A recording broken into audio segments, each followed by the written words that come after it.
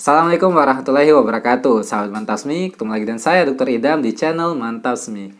Nah, pada kesempatan kali ini kita akan diskusi dan juga ngobrol ya seputar media sosial. Nah, spesifik kepada topik bagaimana sih kita harus menggunakan media sosial untuk aktivitas-aktivitas kemanusiaan dan aktivitas-aktivitas kebaikan lainnya gitu. Dan spesialnya pada kesempatan kali ini juga saya akan ditemani oleh Fatur. Ya mungkin beberapa kalian sudah mengenal Fatur ya, bahkan sudah subscribe juga ke channelnya. Jadi beliau ini adalah mantan presiden BEM Keluarga Mahasiswa UGM ya tahun 2019 yang lalu. Dan pada kesempatan kali ini saya akan mengajak Fatur untuk ngobrol banyak hal tentang media sosial untuk kemanusiaan.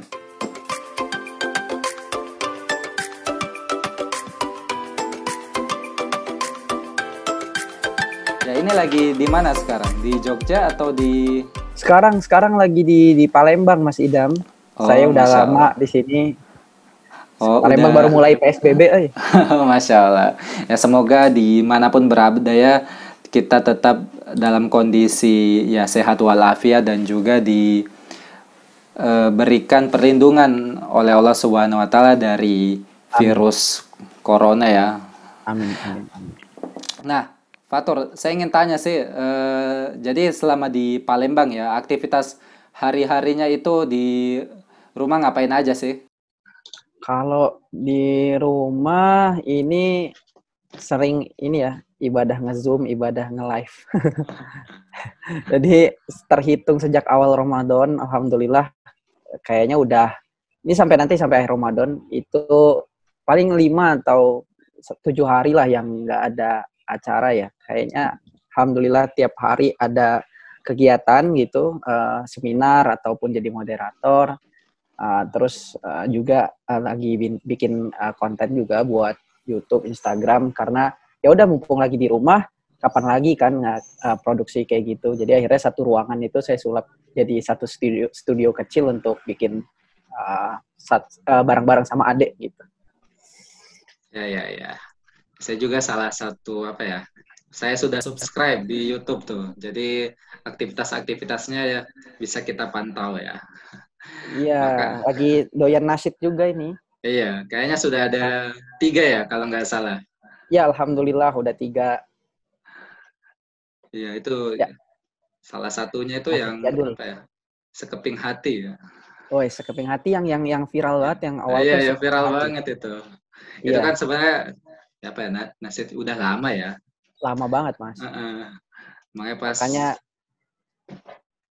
makanya gerakannya back to nasid saya bilang iya karena Masya Allah. itu awalnya lama dan hari ini banyak menghilang gitu. Sayang banget kalau pemuda-pemudi muslim nggak kenal sama lagu-lagu itu. Ya, luar biasa ya. Ini juga yang harusnya menjadi semangat kita ya bahwa eh ya gini ya, kalau Indonesia itu antara ada kekhawatiran juga ya bahwa karena kan data terakhir yang saya lihat itu pengguna media sosialnya itu ya sudah lebih dari separuh penduduk Indonesia ya, dan sayangnya aktivitas-aktivitasnya itu ya mungkin bisa kita refleksikan ya dari trending-trending di YouTube atau apa ya, mungkin yang menjadi populer itu sayang sekali banyak-banyak hal-hal yang mungkin manfaatnya itu lebih sedikit ya dibanding kemudaratannya seperti itu. Bagaimana sih Fatur melihat fenomena trending ya di media sosial yang ada di Indonesia? Jadi sesuatu yang tren itu hari ini kalau kata Panji Pragiwaksono ya, kalau kita mau tren itu kalau nggak bikin lebih baik lebih beda. Jadi kalau nggak itu baik itu unik gitu. Nah hari ini kayaknya yang banyak trending itu adalah sesuatu yang memang unik, dan unik itu bukan berarti baik gitu. Jadi memang akhirnya banyak hal-hal trending yang kalau kita lihat yang trending itu kebanyakan yang sifatnya entertain. Jadi emang ada apa namanya, ada unsur jokes, hiburan. Dan jarang lah konten-konten yang substantif itu bisa trending, kecuali memang bahasannya waktu itu adalah bahasan-bahasan yang kontroversial gitu. Ya kalau nggak politik, agama gitu. Yang tapi kontroversial. Selebihnya yang tren itu adalah entertain. Gitu. Nah, ya mungkin tadi sempat di highlights ya bahwa ya kebanyakan sih mayoritas orang mungkin menggunakan media sosial itu untuk have fun aja gitu. Gimana menurut Fatur itu? Iya, iya, benar. Nggak bisa dipungkiri bahwasannya media sosial ini tempat orang nyari-nyari kesenangan gitu kan di tengah penatnya real life gitu, kerja dan sebagainya. Akhirnya larinya ke media sosial. Tapi uh, menurut saya sih dia nggak bisa berdiri sendiri gitu. Niatan untuk kemudian have fun dengan media sosial itu sia-sia gitu. Bukan berarti nggak boleh, tapi itu sangat meminimalisir atau apa ya, membuat media sosial itu banyak hal yang terbuang sia-sia kalau hanya dibuat hanya untuk kesenangan. Karena media sosial hari ini itu udah menjadi satu society baru, digital society. Udah jadi satu society baru, satu ladang baru, satu dunia baru yang ini kalau nggak diisi sama orang yang positif ya diisi sama yang negatif gitu.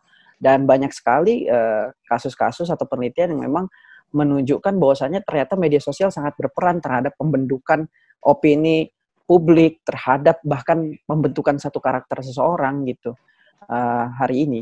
Jadi memang ini udah menjadi satu medium yang dampaknya itu luar biasa karena dia langsung kena dan datang ke individu kan, dan langsung dekat gitu dengan kita, dengan gadget yang kita pegang sehari-hari langsung dekat gitu dengan kita, sehingga apa yang ada di situ sangat berpengaruh terhadap kehidupan kita gitu. Jadi kalau dia nggak diisi dengan sesuatu yang positif, dia akhirnya akan diisi oleh sesuatu yang negatif. It's a battlefield. It's a battlefield. New battlefield. Ya, sepakat ya dengan argumen-argumen tadi. Nah, kalau misalnya Fatur sendiri nih, medsos atau ya platform media sosial apa saja sih yang paling sering digunakan dan aktivitasnya di situ apa aja? Selain nasid. Saya paling aktif ya di Instagram. Share tulisan di Instagram, kemudian share ngaji juga di up-nya di Instagram. Isu-isu politik juga saya masukin di Instagram gitu, dan kehidupan personal dengan atau tulisan-tulisan sederhana juga masuknya ke Instagram. Karena memang itu dari dulu jadi kanal utama gitu, jadi profiling kita lewat sana, dan penyebarannya juga cukup masif di sana gitu. Nah, baru dari Instagram saya aktif di YouTube. Di YouTube itu memang konten kebanyakan yang religi, terus juga opini yang sifatnya panjang. Makanya ada beberapa konten kalau di YouTube, ada yang pertama Morotal, kedua nasyid, ketiga itu booster atau podcast ya. Podcastnya itu yang lebih sederhana, ngena gitu. Nah, yang satu lagi yang ngobrolin Indonesia, itu yang ngobrol tentang opini yang panjang, yang cukup kompleks, itu di sana. Itu. Nah, Twitter saya lagi nggak terlalu main karena saya masih belajar untuk adaptasi di Twitter ya, karena Twitter ini ladang perangnya lebih luar biasa gitu. Jadi ketika mental belum siap, saya akhirnya untuk hold dulu di Twitter, karena bingung juga ketika harus ngatur semuanya, karena saya nggak pakai admin kan. Semuanya saya kelola pribadi gitu. Nah, bingung juga, akhirnya Twitter sekarang saya nggak terlalu banyak mainin dulu, kecuali nanti ada isu-isu politik yang harus dijadikan harus diangkat gitu. Misalnya kemarin ketika bahas UKT, ketika bahas RUU apa gitu, yang saya harus ikut berargumen dengan hashtag tertentu untuk juga menguatkan, bersolidaritas, dan juga bersuara tentang isu-isu tertentu. Jadi emang akhirnya saya bikin beberapa segmentasi begitu ya di Twitter, lebih ke arah politik dan kalimat-kalimat sederhana. Kemudian di YouTube lebih ke kanal religi gitu ya, konten-kontennya lebih ke arah sana. Nah, Instagram ini yang kemudian cover semuanya gitu. Nah, ini kan Fatur nih background-nya kan kedokteran gigi ya, nggak ada nggak ada konten kesehatan. Konten terkait dokter gigi mungkin. Saya kalau kedokteran gigi beberapa nulis aja, Mas. Nulis, ada pertama dulu soal internship, lagi-lagi tapi ke arahnya ke policy, kebijakan, bukan tentang gimana kalau gigi sakit, obat apa gitu. Sekarang saya rasa hal itu udah di cover juga sih sama teman-teman yang lain kan, dan lebih kompeten gitu. Karena saya belum juga jadi dokter gigi dan juga belum jadi dokter gigi muda, belum koas. Jadi belum bikin ke arah sana. Tapi ada kepikiran insya Allah untuk ke arah bahas-bahas kedokteran gigi. Karena banyak juga sebenarnya DM yang masuk. Tapi akhirnya saya jawab gini aja, udah tanya dokter gigi gitu. Atau saya langsung kasih kontak teman saya, tanya ini teman saya udah koas gitu. Ya, betul juga sih. Tapi kan memang kalau misalnya dalam posisi masih mahasiswa atau koas itu ya mungkin sarannya ke depannya ya kayak edukasinya aja, bukan terapi-terapinya gitu. Bukan terapi, benar. Kalau saya kan memang ya karena memang alhamdulillah sudah menyelesaikan pendidikan dokter, jadi memang membuat kanal itu yang inline dengan profesi gitu. Dulu sih awalnya ya mungkin sedikit berbagi ya, coba buat kanal teknologi karena kan punya hobi di situ, tapi ya sepertinya tidak inline dengan pekerjaan. Jadi kalau ada yang inline itu ya mungkin sekali jalan itu 2 pekerjaan bisa langsung selesai gitu. Nah, kembali lagi ke bahasan kita soal media sosial ya. Nah, banyak kan mungkin sebagian besar dari kita itu kalau melihat media sosial itu justru kita sebenarnya sebagai konsumen ya. Dalam artian kita menghabiskan banyak pulsa, paket data untuk menikmati konten, tapi di satu sisi tidak memberikan ya sisi produktifnya itu di mana gitu. Apakah dia itu harus juga menghasilkan profit atau yang lain? Menurut Fatur itu yang dinamakan produktif di media sosial itu seperti apa? Oke. Kalau saya memandang bahwa produktif itu bisa macam-macam ya. Menghasilkan pendapatan itu satu hal. Tapi menurut saya yang paling penting adalah bagaimana media sosial ini jadi kanal pembelajaran sehingga kita ini dapat ilmu dan wawasan baru untuk berkembang gitu. Hari ini yang perlu ditekankan adalah begini. Informasi itu udah tersebar di mana-mana dan akses terhadap informasi itu hampir setara ya. Selagi kita punya device-nya, kita punya instrumennya, kita punya koneksinya, hampir semua orang punya kesetaraan untuk akses informasi itu. Jadi ini memang belum setara, tapi ketika orang udah punya instrumennya, dia jadi punya kesempatan yang sama sebenarnya. Nah, informasi itu tersebar di mana-mana. Hari ini yang jadi titik tekan adalah bagaimana kita tuh mampu mengelola informasi itu. Itu yang membedakan satu orang dengan orang yang lain hari ini di tengah arus informasi. Ada yang overloaded sehingga hanya sekedar tahu-tahu gitu kan. Ada ya, atau bahkan malah justru stressful gitu, bingung akhirnya nggak fokus mau cerna informasi yang mana gitu. Karena memang Instastory misalnya, Instastory itu 15 detik sekali otak kita disuruh berpikir dan mengganti pikirannya. Itu 15 detik kita lihat dia liburan, 15 detik kita lihat dia kerja. Mengganti pikiran kita itu dalam kurun waktu 15 detik begitu. Itulah kenapa kalau teman-teman habis lihat Instagram begitu, lihat story orang ya, lihat 1 menit, 3 menit, 5 menit ngantuk, 5 menit capek. Kenapa? Karena otak kita dipaksa bekerja berganti dalam waktu 15 detik. Nah, sekarang tadi informasi sama tersebar luas. Apa yang membedakan orang yang produktif dengan sosial medianya atau enggak? Kemampuannya untuk mengelola informasi itu. Bagaimana kemudian dia memfilter akses terhadap informasinya. Apa yang dia butuhkan, apa yang dia concern. Sehingga tiap hari itu tuh bertambah menjadi satu pengetahuan yang kemudian bisa dia manfaatkan gitu. Pengetahuan itu. Karena hari ini ya leaders are readers gitu. Dan readers hari ini bukan hanya tentang membaca buku, tapi membaca apapun yang terjadi gitu.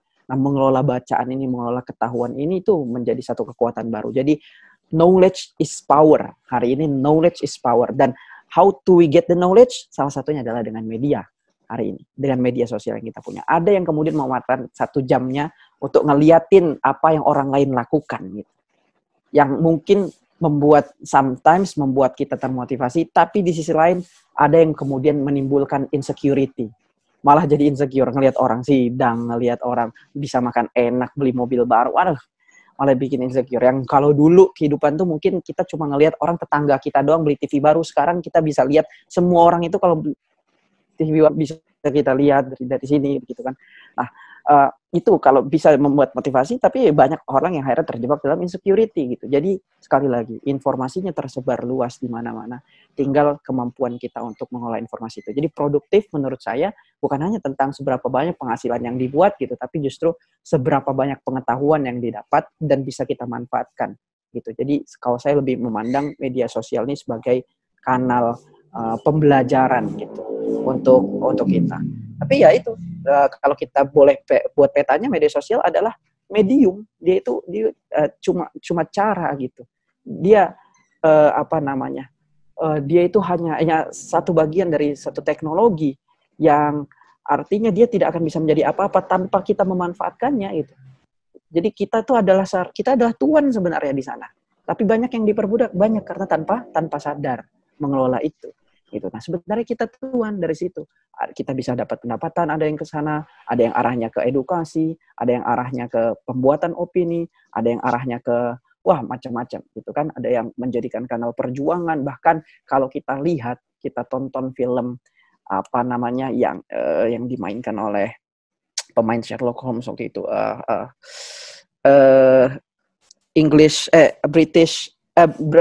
Brexit British exit ya waktu itu ya, dia mau keluar dari Uni Eropa begitu. Itu cerita di sana adalah tentang bagaimana dia mengelola opini publik, campaign ya untuk mempengaruhi pilihannya tentang Brexit gitu. Tentang Brexit. Itu salah satu film yang menggambarkan bagaimana media sosial ya bahkan dia memilih satu kata tertentu untuk mempengaruhi orang akhirnya memilih keluar agar British itu keluar ya dari Uni Eropa waktu itu. Nah, itu salah satu cara orang memanfaatkan media sosial gitu. So, tadi informasi tersebar luas, ini soal kita mengelola informasinya, kapabilitas kita untuk memanfaatkan informasinya gitu. Oke. Ya, benar ya. Saya juga sepakat bahwa di sana memang media sosial itu banyak sekali informasi, bahkan mungkin jauh lebih cepat ya dibanding berita di website gitu. Misalnya ada kecelakaan hari ini bisa kita tahu real time gitu kalau ada orang yang story atau live stream gitu.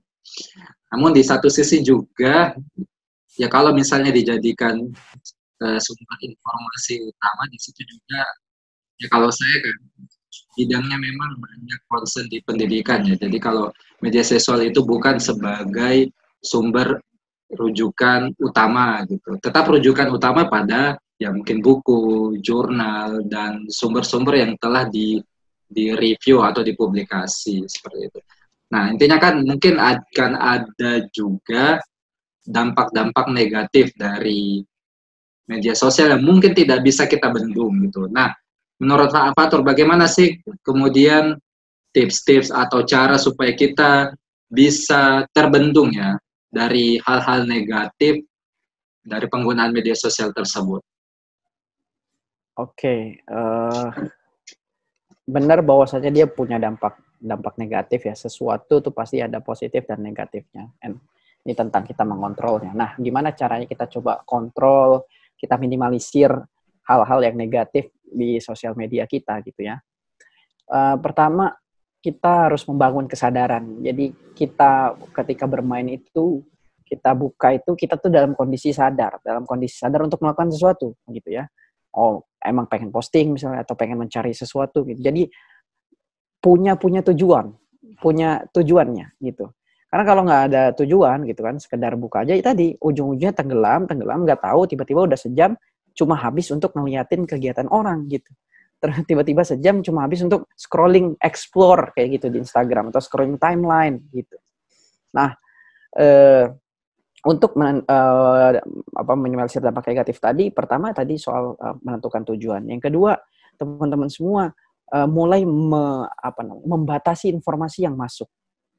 Maksudnya apa? Itu kita bisa digital itu punya algoritma ada yang dinamakan dengan bubble effect. Jadi semakin teman-teman itu misalnya ya melihat postingan masakan itu 15 detik, tapi postingan soal sepeda itu 5 detik. Artinya nanti teman-teman akan lebih banyak mendapatkan informasi tentang masakan.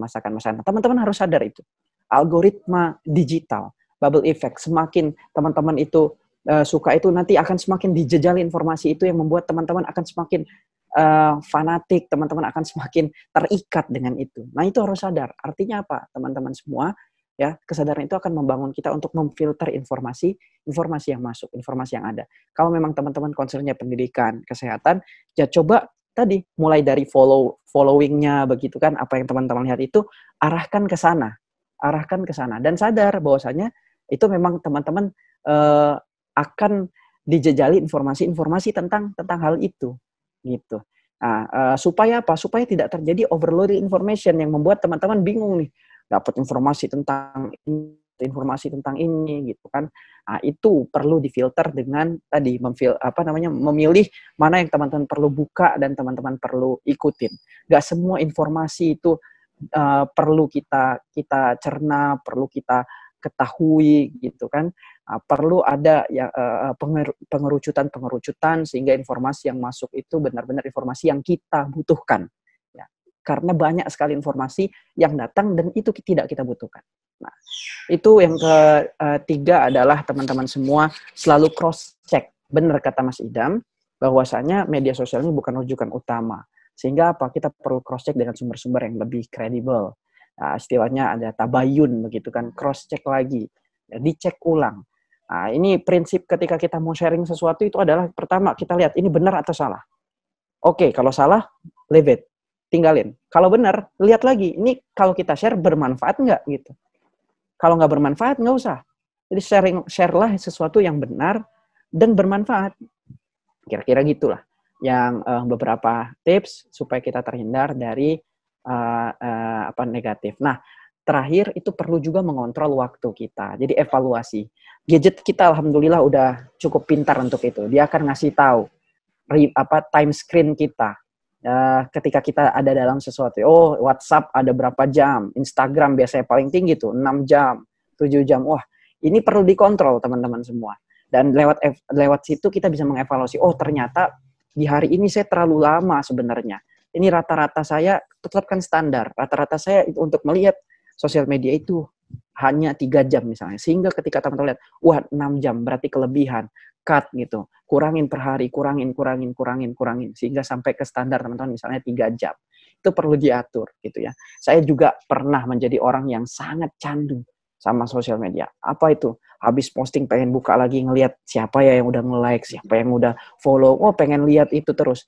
Tapi pada akhirnya itu nggak akan pernah menimbulkan kepuasan bagi kita. Itu sangat berbahaya. Nah, itulah kenapa tadi akhirnya saya batasin. Saya habis posting udah log out aja gitu. Login lagi ketika mau apa? Mau share sesuatu atau mau cari info sesuatu gitu. Nah, itu bagian dari how to manage dan control itu. Terakhir lagi yang paling penting adalah soal niat. Nah, ini kalau niat kita udah kurang benar, kalau niat kita pengen ya mencari hal-hal selain Allah kayak gitu, nah ini akan menjadi toksik gitu. Apapun itu akan menjadi toksik. Mau kita share sesuatu kebaikan sekalipun ya, kalau kita niatnya nggak lurus, itu akan jadi toksik juga buat kita. Kenapa? Ketika kita misalnya kontennya sama nih, kita lihat misalnya kita bikin konten tentang edukasi kesehatan misalnya. Alhamdulillah langsung, wah keren banget, pinter sekali, bermanfaat, terima kasih. Wah mulai perasaannya mulai, wah ini nih harus di-share terus nih kayak gini nih, ini enak nih bisa bikin populer, ini orang suka. Akhirnya apa? Share lagi, share yang kayak gitu bukan niatnya bukan untuk mengedukasi, tapi ini yang dipuji orang, ini yang disukai orang gitu. Nah niat yang nggak lurus ini yang benar-benar toksik yang membuat kita akan kecanduan hal-hal di luar pujian dari Allah. Kita kecanduan likes, kecanduan yang follow, ini yang bahaya, yang membuat kita nantinya akan menjadi sakit hati ketika kontennya nggak diapresiasi orang, membuat kita kecewa ketika kita nggak disukain. Nah, menurut saya ini yang sampai hari ini juga perlu saya pelajari, perlu saya terus luruskan, yaitu tentang bagaimana niat kita memanfaatkan media sosial kita. Kira-kira gitu, Mas Ida. Ya, tadi tentang niat juga ya. Nah gini, kalau saya melihat ya, fenomenanya mungkin kebanyakan remaja sih, maksudnya menggunakan media sosial ya. Ya mungkin paling populer sekarang itu agak naik daun TikTok ya. Dimana tujuannya itu hanya untuk mau terkenal gitu. Ya mungkin Iya, Fatur ini ya sebagai orang yang sudah pernah merasakan menjadi sorotan publik dan lain-lain itu bagaimana sih sebenarnya rasanya ataupun ya apakah itu wajar atau sesuatu yang layak untuk dijadikan tujuan gitu. iya. Kalau kita tujuannya itu terkenal tuh nggak akan ada habisnya, itu aja sih Mas. Terkenal di bumi itu tuh apa ya, Allah tuh bisa balikin tek gitu per hari ini, per berapa detik gitu, tiba-tiba habis semuanya itu bisa gitu. Jadi kalau nyari nyari itu ya nggak akan ada habisnya, nggak akan ada ujungnya, dan nggak akan ada puasnya. Makanya teman-teman semua ini kita harus terus belajar untuk meluruskan niat tadi gitu ya. Bahwasanya banyaknya likes, banyaknya yang follow, banyak yang komen itu nggak mengurangi semangat kita untuk nge-share konten-konten kebaikan gitu. Dipuji orang nggak jadi makin baik, dicela orang nggak jadi makin buruk, dipuji nggak terbang, dicaci nggak tumbang. Nah itu penting banget menjadi prinsip kita dalam bermedia sosial gitu hari ini. Dan sekali lagi saya masih terus belajar untuk hal-hal ini. Uh, apa hari ini boleh nggak kita pakai sosial media untuk refreshing? Boleh aja gitu, untuk melihat misalnya mungkin ada konten-konten yang lucu gitu kan, untuk sekedar membuat pikiran kita menjadi lebih segar, nggak masalah gitu. Tapi kemudian menjadikan hidup kita sepenuhnya tergantung dengan media sosial, itu yang menurut saya kurang pas gitu. Saya pernah dikasih tahu oleh mentor saya ya, Mas Alfat gitu, dia bilang ya intinya 1000 like di dunia maya itu nggak akan ada artinya dibandingkan satu aksi kecil di dunia nyata. Itu maksud saya adalah hidup kita yang asli itu ya di sini gitu, di dunia nyata ini. Nah, sosial media itu hanya medium untuk kemudian kita mempercepat kebaikannya, untuk kita mengajak orang lebih luas, itu aja gitu. Jadi kalau tadi sih ketika teman-teman memang menggunakan itu untuk meraih sorotan ya, itu bagus nggak? Boleh nggak ketika kita dapat sorotan? Boleh gitu, asalkan sorotan itu dimanfaatkan bukan untuk apa-apa, tapi untuk memberikan manfaat karena Allah gitu aja. Saya pernah ngomong kayak gini, kalau memang teman-teman semua itu bisa berdampak, kalau kita tuh bisa memilih untuk berdampak tanpa harus menjadi terkenal, tuh sebenarnya enak berdampak tanpa harus jadi terkenal dan dikenal banyak orang gitu. Karena apa? Tanggung jawabnya susah, setiap yang dilakuin bakal disorot, privacy jadi minim, yang kayak gitu tuh ada risikonya loh, yang kadang-kala nggak dipikirin sama orang gitu. Ya dipikir enak aja gitu, di follow orang banyak gitu kan, wah ngebayanginnya bagus aja gitu terus. Nah ini yang bahaya gitu. Nah menurut saya ya tadi, asalkan niatnya lurus, entah nanti di Allah kasih popularitas atau Allah kasih yang lain, Allah kasih like banyak atau Allah kasih yang like-nya sedikit, menurut saya sih kalau kita niatnya lurus itu jadi nggak akan ada bedanya gitu. Ya, oke, saya kembali ke pemirsa. Jadi kalau misalnya ini mungkin kita ada kurang lebih setengah jam lagi ya. Nggak apa-apa ya kalau nanti kita bisa sharing atau berdiskusi sama peserta Zoom meeting ya. Siap. Insya Ya, Allah. baik, nanti peserta yang ikut dalam Zoom meeting ini kalau misalnya ada yang ingin ditanyakan, coba di raise hand ya, supaya saya bisa aktifkan mikrofonnya, seperti itu.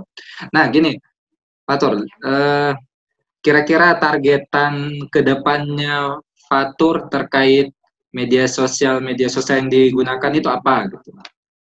Supaya bisa ya kita saling berbagi semangat ceritanya gitu. Kalau di Instagram sih memang saya pengen nge-share terus konten-konten yang memang terkait dengan pendidikan, kesehatan, dan juga isu-isu kebangsaan yang krusial gitu ya. Juga sharing tentang yaitu gimana meningkatkan kesadaran spiritual ya lewat, karena saya nggak bisa ceramah begitu ya, saya bisanya nyanyi, nasyid, bisanya ngaji, ya udah itu gitu, karena saya bisanya itu kan, nggak bisa ceramah kayak Ustadz Adi Hidayat, nggak bisa ceramah kayak Ustadz Umar Mitra, nggak bisa ceramah kayak siapa lagi, Agim begitu ya. Saya bisanya nasyid untuk mengajak teman-teman anak muda lebih dekat, punya kesadaran spiritual ya begitu. Nah, itu yang akhirnya saya lakukan gitu kan. Nah, nuduat qabla ala kulli syai'in. Intinya prinsipnya nah nuduat qabla ala kulli syai'in, artinya kita dai sebelum jadi apapun ya, media sosial ini adalah medium kita untuk berdakwah. Berdakwah apa? Menyebarkan konten-konten positif. Jadi ke depan tetap itu yang insya Allah dilakukan. Nah, sambil saya juga mengembangkan kanal-kanal lain di samping kanal PI gitu. Nah, Cita sebagai komunitas pendidikan yang saya bangun sama teman-teman, insya Allah ini siswa, ini juga ada konten-konten tips untuk pendidikan, teman-teman belajar gitu. Kemudian ke depan juga pengen bikin kanal yang bisa menyuarakan aspirasi-aspirasi yang emang sifatnya politis gitu ya. Jadi yang tentang isu-isu politik juga pengen ada kanalnya. Nah, ke depan sih paling itu yang insya Allah dibangun ya di sosial media. Nah, ya, alhamdulillah ya. Kita tunggu nanti mungkin banyak kanal-kanal yang dikelola ya sama Fatur. Mungkin saya begini juga ya. Kalau saya melihat juga sih, saya kan juga ya alhamdulillah main lah di YouTube. Ya mungkin di YouTube aja sih sebenarnya. Gini ya, apa ya? Kalau misalnya memang kita daripada kita itu sendirian ya mengelola. Ya saya lihat Fatur kan kalau misalnya nasibnya kan ada collab ya. Nah, saya pikir itu juga penting ya untuk kolaborasi dan lain-lain karena ya kalau misalnya kita masing-masing bikin dengan konten yang sama, sasarannya juga sama ya mending kita gabung aja gitu. Karena kan bahasanya saya itu lawan kita gitu. Konten-konten yang tidak bermanfaat yang ingin kita counter itu apa ya punya modal besar gitu dibanding kita gitu. Makanya ya saya lebih prefer ya kalau misalnya ya mungkin nanti kalau misalnya mau ngajak-ngajak tentang kesehatan atau pendidikan collab aja ya. Ya kalau dimungkinkan collab ya monggo silahkan gitu. Menarik nih kesehatan. Seperti itu. Karena saya itu dengan bersama itu kita kemudian bisa menjadi lebih besar ya dan mungkin bisa menguasai opini publik gitu daripada sendiri-sendiri gitu. Karena kan kita lihat kan kalau di media sosial kan memang ya anggaplah ada teori-teori search engine optimizer gitu. Nah, kalau misalnya kita tidak banyak muncul gitu ya, kita akan dikalahkan sama orang-orang yang punya modal lah bahasanya, modal materi dan juga modal massa untuk menguasai media sosial gitu. Nah, ini sudah ada yang ingin bertanya. Saya persilakan dari Sofi Hoirunisa. Sofi Hoirunisa. Ini mereka nanya sendiri gitu berarti ya? Iya, selamat sore. Sore, Sofi. Halo, kedengeran. Monggo. Ya, monggo, silakan. Saya Soherunisa. Saya ingin bertanya, seperti yang tadi sudah didiskusikan, setiap dari media sosial itu kan pasti ada negatif dan positifnya. Nah, ketika kita mengupload sesuatu yang menurut kita itu positif, tapi ada saja orang yang misunderstanding gitu dengan apa yang kita posting gitu. Nah, menurut Kak Fatur sendiri, apa yang sebaiknya kita lakukan? Apakah kita ya udah let it flow aja atau ya kita memberikan sedikit konfirmasi atau bagaimana? Makasih. Ya, oke langsung saja dijawab ya, Fatur. Ini mungkin sering kita alami gitu. Niatnya baik, direspon negatif gitu.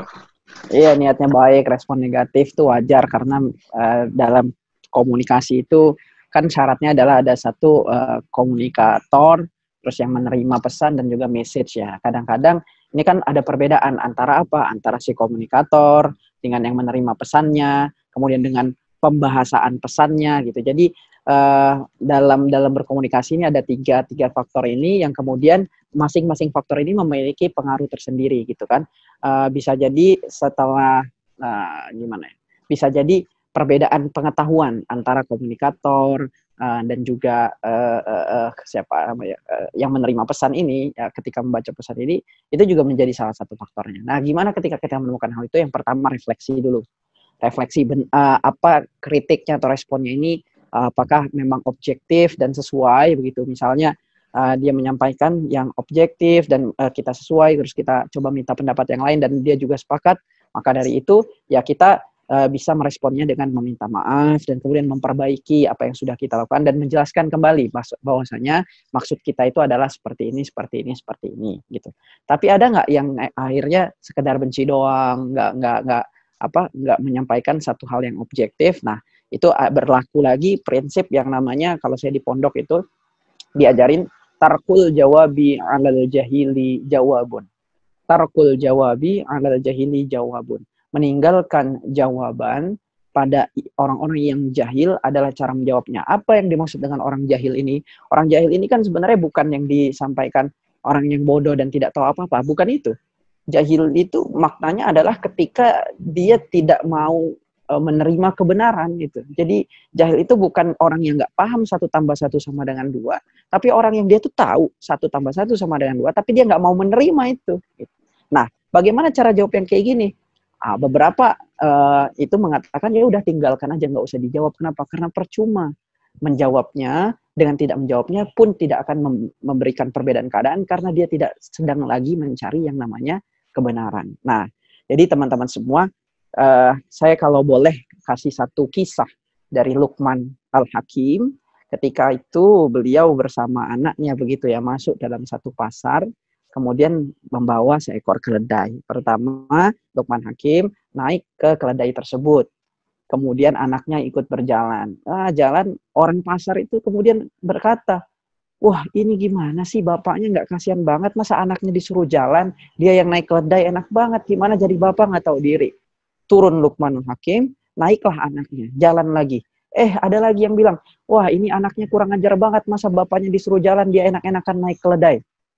Turun lagi anaknya. Naiklah bapaknya, naik berdua begitu di keledai ini. Jalan, kemudian di sana orang juga ngomong lagi. Orang-orang di pasar itu, ini gimana sih mereka berdua? Keledai itu udah kecil, kurus, nggak kasihan banget dinaikin berdua, nggak mikirin keledainya nih, tega banget sama keledainya. Akhirnya mereka berdua turun, jalan lagi. Apakah itu sudah benar? Orang tetap akan mengatakan, ya Allah ini bapak sama anak bodoh banget. Udah tahu jalan sama keledai, masa nggak ada yang naik keledainya? Masa keledainya dibiarin doang? Ini gambaran dunia kita hari ini. Apa? Setiap yang kita lakuin pasti ada aja omongan orang gitu. Pasti ada aja omongan orang. Nah, tinggal tadi kita luruskan niat dan bil hikmah. Coba sampaikan dengan hikmah, dengan hal-hal yang baik. Bil lisani qaumihi. Sesuai dengan lisan kaumnya. Supaya mudah tersampaikan, meminimalisir potensi miskomunikasi tadi. Jadi itu ya, kalau kemudian objektif, kritis gitu, dia mengkritisi ide kita, ya kita boleh beradu argumen gitu kan, secara substantif gitu kita sampaikan. Kalau memang kita salah, ya kita berbesar hati untuk memohon maaf dan kemudian menjelaskan sebenarnya bagaimana maksud kita. Terima kasih atas masukannya. Insya Allah kalau dia orang yang memang mencari kebenaran, itu tidak akan menjadi hal yang berlarut-larut dan justru akan memberikan satu diskursus yang bermanfaat. Tapi tadi, kalau hanya sekedar bentuknya hinaan, bentuknya cacian, lebih mengarah ke personal gitu, ya maka tarkul jawabi alal jahili jawabun. Itu yang Ustadz saya sampaikan. Untuk ya sudah, silahkan didiamkan, karena pun ketika kita bicara, kebenaran itu tidak akan lagi diterima. Wallahu a'lam bishawab. Kalau kata mentor saya tadi, diamlah kamu karena Allah, bicaralah kamu karena Allah. Gitu. Ya, Masya Allah. Subhanallah.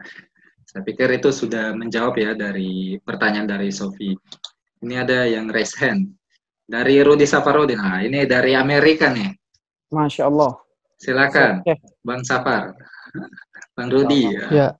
Insya Allah. Ya, Assalamualaikum warahmatullahi wabarakatuh. Ya, nama saya Rudi. Saya dari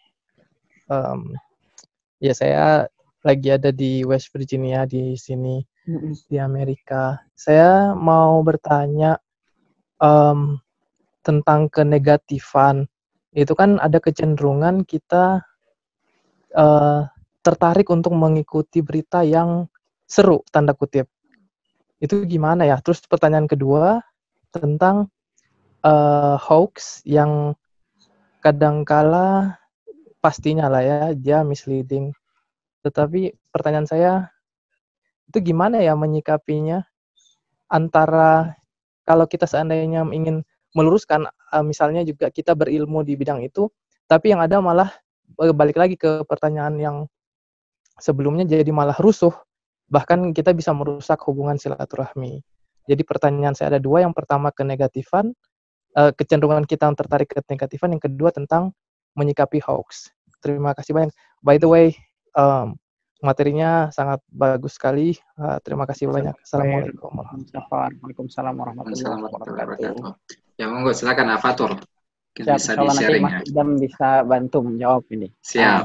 Terkait dengan menghindari kenegatifan, memang benar ya. Ketika coba deh teman-teman semua lihat gitu ya, ketika misalnya posting sesuatu, komentar yang lain bagus, ada satu aja begitu ya, misalnya yang lain bilang, wih keren, inspiratif, look, ada satu aja, ya elah gini doang di-share. Fokusnya kemana? Ke yang situ. Itu sering sekali terjadi. Jadi energi negatif itu memang jadi satu fenomena ketika kita main di sosial media, karena sebenarnya sosial media ini hanya cerminan apa yang sebenarnya sudah terjadi di dunia nyata juga. Jadi di dunia nyata pun hal yang kayak gitu, energi negatif itu memang cenderung lebih mempengaruhi kita. Nah, gimana kemudian cara kita untuk menghindari kecenderungan itu? Ini kalau soal yang negatif dan berdampak ke kita, pertama menghindari yang namanya ekspektasi. Kekecewaan itu, kesedihan itu lahir ketika ekspektasi nggak sesuai dengan realita. Misalnya ekspektasi kita adalah dapat pujian, ketika ada yang ada yang tidak sesuai dengan ekspektasi, itu akan membuat kita kecewa. Sehingga yang pertama adalah menghindari ekspektasi. Menghindari ekspektasi apapun itu ya, karena kekecewaan itu lahir ketika kita berekspektasi dan kemudian ekspektasinya nggak sesuai dengan realita. Akhirnya kita fokuslah kepada hal-hal yang tidak sesuai dengan ekspektasi kita. Jadi paling wajar adalah menghindari ekspektasi. Yang kedua, kalau misalnya ngomong tadi kecenderungan untuk mengikuti ya hal-hal yang negatif atau berita-berita yang seru, kontroversial gitu ya, nggak ada salahnya untuk sekedar tahu. Menurut saya nggak ada salahnya untuk sekedar tahu. Tapi untuk kemudian terlibat, involved di dalamnya gitu kan, ikut debat, ikut komen, menurut saya itu perlu difikirkan ulang. Pertama, apakah dengan melakukan itu kita mampu menjernihkan keadaan atau sebenarnya tidak mengubah keadaan atau malah tadi memperkeruh keadaan. Nah, kalau memang kita insya Allah mampu menjernihkan keadaannya dengan keilmuan yang kita miliki, dengan cara kita membahasakannya, dengan melihat audiens juga yang hari itu kita ajak gitu. Kemudian kita insya Allah bismillah lakukan itu sebagai satu ikhtiar kita menjernihkan keadaan. Tapi kalau kemudian di sana kita memilih untuk involve, misalnya ikut, kemudian kita coba ikut berkomentar, tapi komentar itu sebenarnya tidak akan merubah keadaan atau malah memperkeruh, mending nggak usah ikutan untuk kemudian terlibat lebih jauh. Sekedar mengetahui menurut saya hanya untuk misalnya berkomunikasi dengan orang, mengikuti isu-isu terkini, nggak masalah. Tapi nggak semua isu terkini itu harus kita tanggepin secara serius dan harus kita berikan intervensi melalui pemikiran kita. Apalagi kalau itu sampai akhirnya membuat hanya kita kepikiran, membuat kita malah insecure, dan itu menurut saya ketika itu sudah berdampak negatif bagi diri kita, kita bisa memilih untuk menghindari mengikuti hal-hal tersebut gitu. Jadi ibaratnya kita punya batas lah untuk diri kita sendiri ya.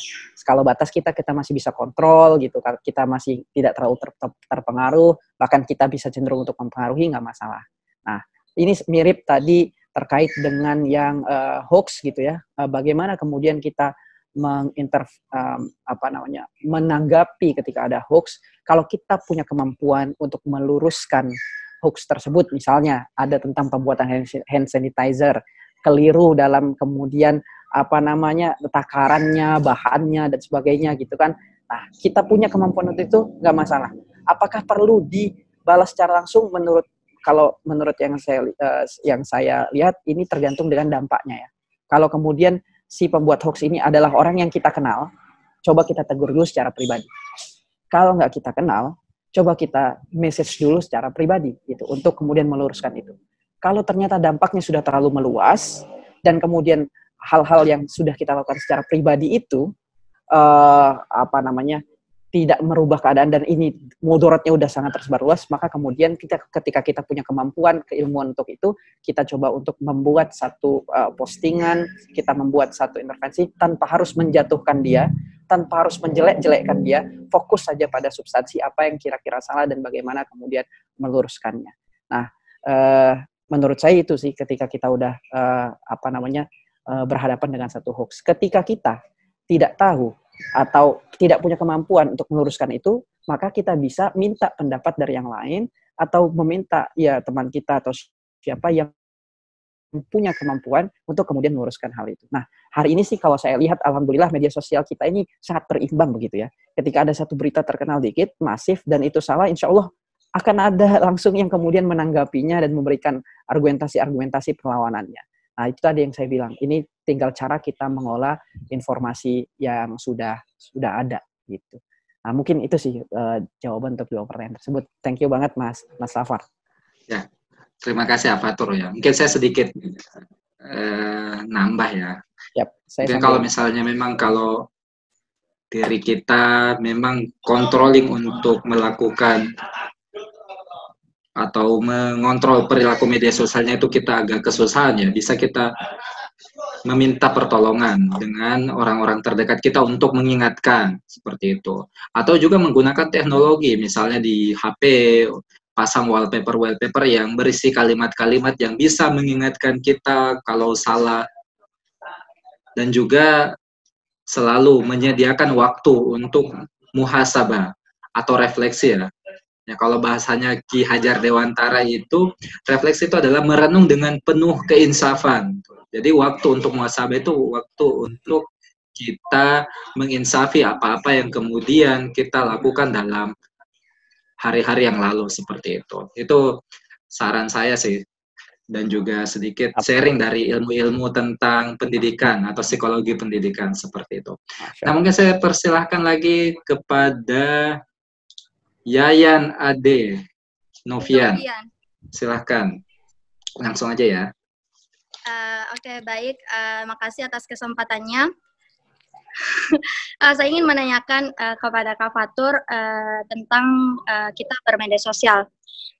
Belakangan ini kita sering banget melihat di media sosial itu banyak sekali konten kreator, bukan banyak sekali sih, beberapa konten kreator yang membuat konten. Misalnya saja dulu pernah ada itu konten kreator Ferdan Pelaka. Dia membuat konten berisikan memberikan sembako ataupun makanan kepada itu apa orang yang di pinggir jalanan atau itulah ya itu. Ya, saya tahu Ferdan Pelaka. Itu Kak. Terus di sini ada lagi setelah itu konten kreator Indra Kalista. Tapi kenapa kebanyakan konten kreator itu membuat sesuatu kemudian viral, kemudian setelah itu meminta maaf? Bagaimana pendapat Kak Fatur mengenai hal tersebut? Kayaknya sekarang orang gampang banget gitu buat viralnya, membuat sesuatu yang nggak disukai sama orang, terus dikomentar, dihujat, habis itu minta maaf. Gimana menurut Kakak? Baik. Gimana menurut saya kalau kayak gini ya. Mas Idam, saya izin langsung jawab ya Mas Idam. Ya, silakan. Baik. Ya ini pola yang terjadi ya di media sosial ya. Ini pola yang terjadi. Kalau menurut saya salah satu faktornya adalah pertama masyarakat kita yang memang masih sangat reaktif. Yang kedua adalah tidak adanya sanksi sosial dan merasa beban moral ketika kita sudah menjadi orang yang punya popularitas kayak gitu. Jadi ada faktor masyarakatnya, ada faktor juga konten kreator. Nah, di konten kreatornya menurut saya tanpa adanya kontrol sosial yang ketat, kemudian perasaan untuk punya beban moral terkait dengan tanggung jawabnya, akan adanya pengikut yang banyak terhadap dirinya, ya akhirnya menjadi lari kepada konten-konten yang dampaknya itu kurang baik gitu. Nah, menurut saya ketika memang mereka, pertama saya dalamnya niat itu kan nggak ada yang tahu ya. Dalamnya laut bisa diukur, dalamnya niat tuh nggak ada yang tahu. Jadi kita nggak tahu niatnya kalau memang dia mau bikin salah terus sudah merencanakan permintaan maaf misalnya kayak gitu supaya menaikkan popularitas itu, saya nggak bisa ngejudge hal itu dan nggak bisa main di ranah itu. Tapi yang saya lihat ya ketika memang ada seseorang yang berbuat salah dan meminta maaf, ya cara kita adalah memaafkannya, tapi ditambah agar bagaimana kemudian dia tidak mengulangi kembali misalnya hal-hal seperti itu. Nah, itu yang disebut dengan penguatan kontrol masyarakat gitu kan terhadap hal seperti itu. Kenapa? Misalnya, kenapa ada orang yang akhirnya mungkin saja merencanakan pengen buat salah, kemudian pengen terus minta maaf dan dia berpikir akan selesai. Kenapa hal itu bisa sampai terjadi? Oke. Karena memang dia sudah melihat, oh ya udah, abis minta maaf udah ini kok gitu. Belum ada efek jera. Belum ada efek jera dari perilaku seperti itu yang akhirnya membuat pola ini terus berulang. Nah, saya sendiri belum mengetahui bagaimana kemudian memberikan efek jera ya kepada para pembuat konten-konten yang kurang baik gitu. Tapi bagi saya yang paling mungkin adalah yang kayak gitu ditinggalkan gitu. Kenapa? Karena kita punya firasat bahwasanya hal ini ada untuk membuatnya viral gitu. Jadi viral itu tujuannya. Kalau kemudian kita ngasih tujuannya, ya wajar dong pola itu berulang gitu. Gimana caranya? Jangan dikasih viral. Maksudnya apa? Ya udah ditinggalin, dibiarin, nggak usah dibahas, nggak usah dihujat, nggak usah. Ini kenapa? Karena itu justru bikin dia viral dan tujuannya tercapai begitu kan. Coba kalau dia upload itu terus orang biasa aja negornya secara pribadi, bahkan bisa langsung didatengin untuk dinasehatin kayak gitu.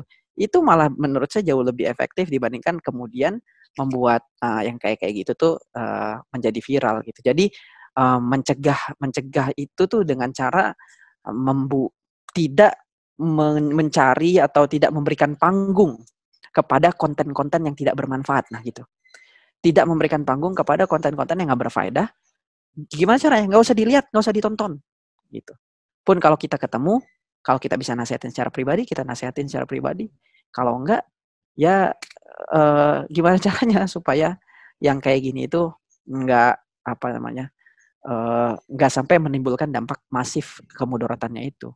Itu sih kira-kira yang bisa saya jawab ya. Terakhir tuh yang paling penting, jangan kasih panggung yang begituan karena itu polanya gitu. Ya. Menarik sekali ya. Jadi memang kalau kita ada konten-konten yang menurut kita tidak baik, makin kita komen itu dia makin kalau di mesin pencari itu dia makin muncul terus gitu. Makin muncul terus, benar. Jadi nggak usah diapa-apain gitu, biarin aja gitu. Oke, ini masih ada sekitar 7 menit. Boleh satu orang lagi ya? Siap. Yang cowok mungkin, Mas. Oh, tadi udah ya cowok ya, Mas Safar ya. Mas Safar ini tadi udah ya. Awan ya. Bebas insyaallah, boleh. Halo, Awan. Ya, baik, silakan. Terima kasih kepada Mas Ilham yang udah memberikan kesempatan bertanya. Begini, Mas Fatur. Siap. Menarik sekali terkait algoritma media sosial yang dapat membuat kita fanatik terhadap sesuatu gitu. Nah, sedikit saja pertanyaan saya. Bagaimana jikalau kita itu udah terjebak gitu terhadap konten yang mungkin kurang bermanfaat dan banyak negatifnya gitu. Dari tadi kan dijelaskan bagaimana cara menghindari konten-konten yang kurang bermanfaat. Nah, ini kan banyak milenial itu udah terjebak gitu. Bagaimana cara pemuda ini bisa keluar dari konten-konten yang udah terserap di dalam pikirannya itu. Ya. Terima kasih.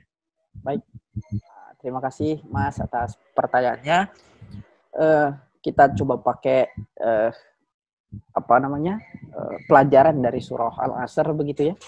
Jadi ini prinsipnya aja gitu. Cuma teknisnya saya nggak tahu apakah nanti bisa sampai ke ranah teknis atau tidak. Tapi prinsipnya begini. Kalau surat Al-Asr itu mengatakan wal asri innal insana lafi khusrin illal ladzina amanu wa 'amilus sholihat wa tawassaw bil haqq wa tawassaw bis sabr. Jadi kita itu dalam kerugian, dan yang bisa membuat kita keluar dari kerugian ini hanya 4. Iman, amal soleh, nasihat dalam kebenaran, nasihat dalam kesabaran. Kalau kata Ustadz Noman Ali Khan, ini ibaratkan orang lagi tenggelam di dasar lautan. Ini keadaan innal insana lafi khusr. Keadaan kerugian ini dianalogikan kita lagi tenggelam di dasar lautan. Kemudian cara orang ini bisa keluar dari dasar lautan ini, selamat ini adalah pertama dia harus beriman dulu. Apa itu? Dia sadar dulu. Dia sadar bahwasanya saat itu dia sedang ada di dasar lautan. Apakah kemudian sadar doang bisa membuatnya selamat? Tidak, dia harus beramal soleh. Apa itu? Melakukan sesuatu, do something. Oke, berenang misalnya ke dasar, ke atas gitu kan, untuk kemudian selamat dari tenggelamnya dia di dasar lautan itu, gitu, biar dia bisa menuju ke atas. Tapi kondisinya ternyata saat itu tidak cuma dia saja gitu yang tenggelam. Kakinya ini ternyata terikat juga dengan kaki-kaki yang lain, sehingga dia harus perlu menasihati dalam kebenaran tadi, perlu mengingatkan, perlu menyadarkan, dan perlu mengajak semua orang untuk bergerak juga. Nah, ternyata dalam hal itu nggak mudah gitu. Itu ada tantangannya. Itulah kenapa disebutkan watawassaw bis sabr, perlu kesabaran. Nah, apa yang bisa kita ambil ketika kita sudah terjebak dalam sesuatu? Ketika kita terjebak misalnya dalam konten-konten negatif, maka dari itu yang pertama kita sadar dulu, sadar bahwasanya oh iya sekarang saya udah terjebak. Sadar dulu. Kemudian do something. Gimana caranya? Oke, bisa jadi apa? Unfollow akun-akun yang nggak benarnya. Ya, nggak usah dilihat lagi akun-akun yang nggak benarnya. Nggak usah diikutin lagi konten-konten yang nggak bermanfaatnya. Nggak usah ikutin lagi akun-akun yang toksik untuk produktivitas dan juga pembelajaran kita, misalnya gitu. Jadi sadar, kemudian melakukan sesuatu ya. Nah, sambillah kemudian mencari alternatif. Jadi melakukan sesuatu itu bukan cuma sekedar mencoba membuang faktor negatif, tapi mencari yang lebih positif gitu. Karena mau nggak mau, teman-teman pasti ujung-ujungnya tetap akan menggunakan sosial media itu.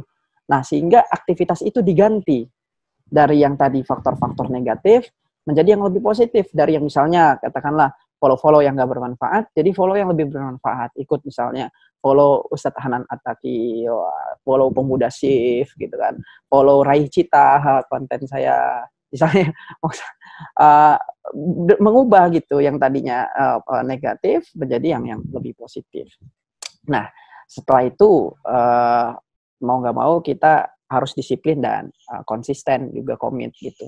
Semakin insya Allah kita buka yang positif itu, insya Allah algoritma digital juga akan menuntun kita ke arah sana gitu kan. Nah, kalau kita datang lagi ke yang negatif itu, bisa jadi algoritmanya datang lagi gitu. Nah, jadi taktisnya mungkin kayak gitu, sadar, habis sadar lakukan sesuatu. Kalau gimana kalau dalam konteks media? Ya tadi unfollow yang nggak bagus, follow yang bagus, kemudian konsisten dengan hal itu.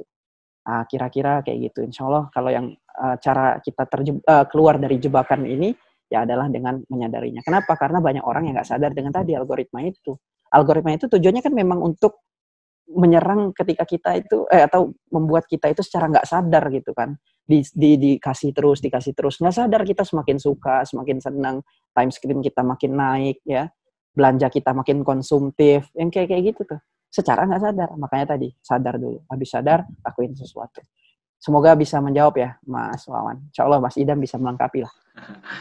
Ya, jazakallah khair ya dari Fatur, dan alhamdulillah ini kita sudah 459 ya. Sudah di Jogja, di Palembang juga itu mungkin akan mempersiapkan berbuka puasa ya. Jadi sebagai yang terakhir ya, mungkin closing statement dari Fatur. 1-2 menit. Silahkan. Closing statement ya. Teman-teman semua, kita punya society baru ya tadi. Namanya digital society. Sosial media kita itu jadi satu ladang. Nah, ini menurut saya ini adalah satu new battlefield antara hal-hal yang bermanfaat dan tidak bermanfaat. Nah, kita bisa memilih ya. Kita bisa memilih hendak terjebak sebagai konsumen konten-konten negatif, atau kemudian kita mau proaktif untuk menjadi konsumen konten-konten yang positif. Atau bahkan kita bukan hanya sekedar mengkonsumsi, tapi ikut menjadi aktornya dalam menyebarluaskan hal-hal tersebut. menggunakan jempol-jempol kita, menggunakan jari-jari kita untuk melaksanakan tanggung jawab kita sebagai sebaik-baiknya umat. Apa itu? Ta'muruna bil ma'ruf wa tanhauna 'anil munkar. Jadi sosial media ini hanyalah mediumnya. Nah, cara kita mengisinya dan cara kita memanfaatkan itu sebenarnya sekali lagi sangat tergantung dengan diri kita sendiri. Itulah kenapa kita harus selalu ingat tanggung jawab kita.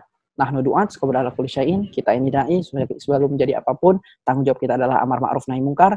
Dan sosial media ini, kalau memang kita menjadi tidak bisa amar ma'ruf nahi munkar, berarti harus ditinggalkan. Tapi kalau kita bisa memanfaatkan ini, bisa memanfaatkan sosial media ini untuk lebih menyebarluaskan amar ma'ruf dan lebih menyebarluaskan nahi munkar, maka bismillah, luruskan niat, kita pakai ladang ini, kita pakai platform ini untuk sama-sama fastabiqul khairat, berlomba-lomba dalam kebaikan. Insyaallah begitu Mas Idam yang bisa saya sampaikan. Mohon maaf kalau tadi ada banyak kekurangan dan kesalahan ya. Assalamualaikum warahmatullahi wabarakatuh.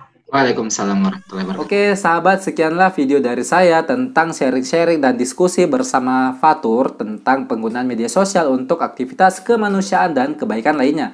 Semoga bermanfaat dan memberikan banyak wawasan untuk Anda semua.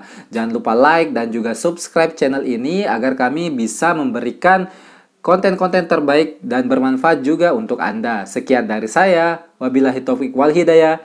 Wassalamualaikum warahmatullahi wabarakatuh.